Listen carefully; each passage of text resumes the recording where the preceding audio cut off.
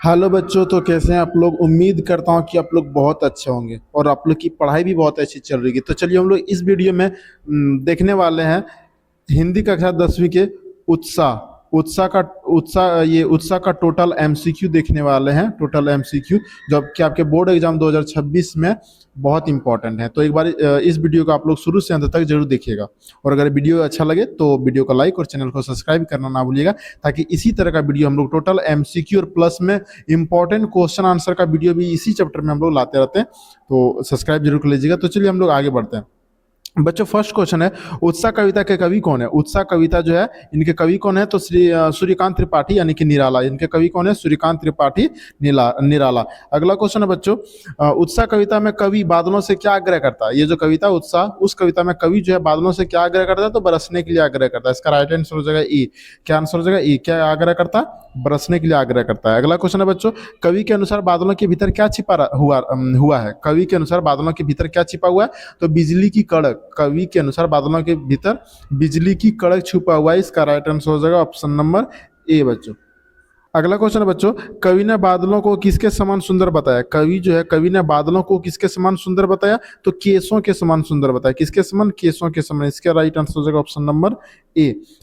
अगला क्वेश्चन है बच्चों, कवि गर्मी से तपती धरती को जल से भरकर शीतल करने का आग्रह किससे कर रहा है। कवि ने जो है गर्मी से तपती धरती को जल से भरकर शीतल करने का आग्रह किससे किया, तो बादलों से। किससे आग्रह किया, बादलों से। इसका राइट आंसर होगा ऑप्शन नंबर बी। अगला क्वेश्चन है बच्चों, उत्साह कविता के आधार पर बताइए कि संसार के सभी प्राणियों की स्थिति कैसी है। ये जो कविता है उत्साह, उस कविता के आधार पर संसार के सभी प्राणियों की स्थिति कैसी है, तो गर्मी के कारण बेचैन और उदास। कैसी है, गर्मी के कारण बेचैन और उदास। अगला है, उत्साह कविता किन अर्थों की ओर संकेत करता है। ये जो कविता है वो किन अर्थों की ओर संकेत करता है, तो ललित कल्पना, क्रांति चेतना के साथ नव निर्माण, नव संचार की ओर ये संकेत करता है। इसका राइट आंसर हो जाएगा ऑप्शन नंबर बी। अगला क्वेश्चन है, उत्साह कविता में प्रयुक्त उन्मन शब्द किस भाव का सूचक है। ये जो उन्मन शब्द है ये किस भाव का सूचक है, तो इसका राइट आंसर हो जाएगा बच्चों ए, उदासी का। किस भाव का उन्मन, ये उन्मन का शब्द का सूचक क्या, उदासी का। किसका, उदासी। इसका राइट आंसर हो जाएगा ऑप्शन नंबर ए।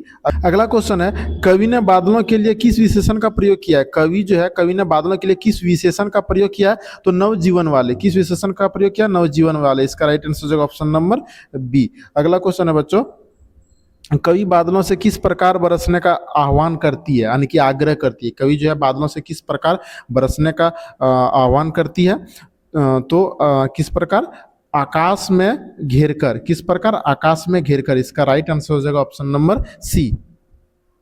अगला क्वेश्चन है, उत्साह कविता में बादल किसका प्रतीक है। उत्साह कविता जो है, इस कविता में बादल जो है वो किसका प्रतीक है, तो क्रांति का। किसका प्रतीक है, क्रांति का। इसका राइट आंसर हो जाएगा ऑप्शन नंबर बी।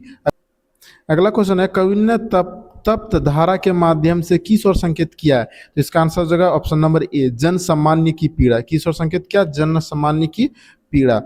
कवि ने बादलों को क्या कहकर संबोधित किया। कवि जो है उन्होंने बादलों को क्या कहकर से संबोधित किया, अनंत के घन। क्या कहकर के संबोधित किया, अनंत के घन।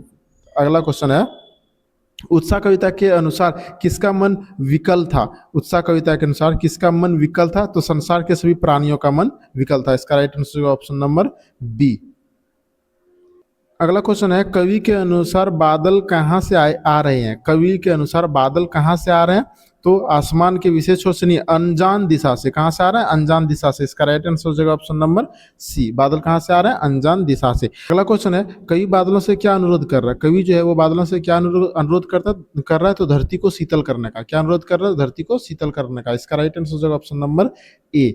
अगला क्वेश्चन है बच्चों, ये निराला नाम से कौन कवि विख्यात है। निराला नाम से जो है वो कौन कवि विख्यात है, तो हम जानते हैं सूर्यकांत त्रिपाठी। कौन कवि, सूर्यकांत त्रिपाठी। इसका राइट आंसर हो जाएगा ऑप्शन नंबर बी।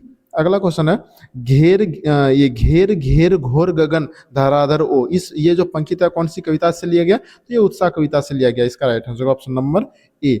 अगला क्वेश्चन है, कवि बादल से किसका स्वर सुनता है, तो वो क्रांति का स्वर सुनता है। किसका स्वर सुनता है, क्रांति का। इसका right answer option number A.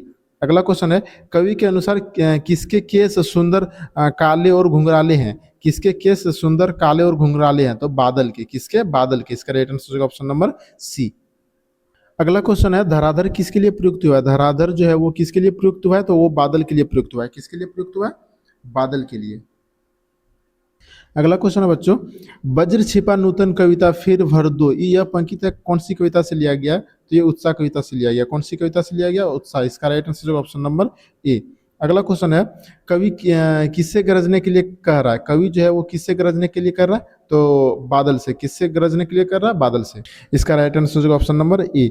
अगला क्वेश्चन है, ये विकल विकल उन्मन थे, उन्मन पंकित किस कविता से लिया गया। ये जो लाइन है किस कविता से, तो ये उत्साह कविता से लिया गया। इसका राइट आंसर ऑप्शन नंबर, ये तो हम लोग जानते हैं। अगला क्वेश्चन है, तप्त धरा का सांकेतिक अर्थ क्या है। तप्त धरा का सांकेतिक अर्थ क्या है, गर्म धरती। इसका राइट आंसर ऑप्शन नंबर ये क्या है, गर्म धरती। तो बच्चों ये जो उत्साह चैप्टर है इसमें टोटल हमने कितने 26 एमसीक्यू देखे, जो कि आपके बोर्ड एग्जाम 2026 के लिए बहुत इंपॉर्टेंट रहने वाले हैं। आप लोग एक बार इसको अच्छे से देख लीजिएगा और अच्छे से याद कर लीजिएगा।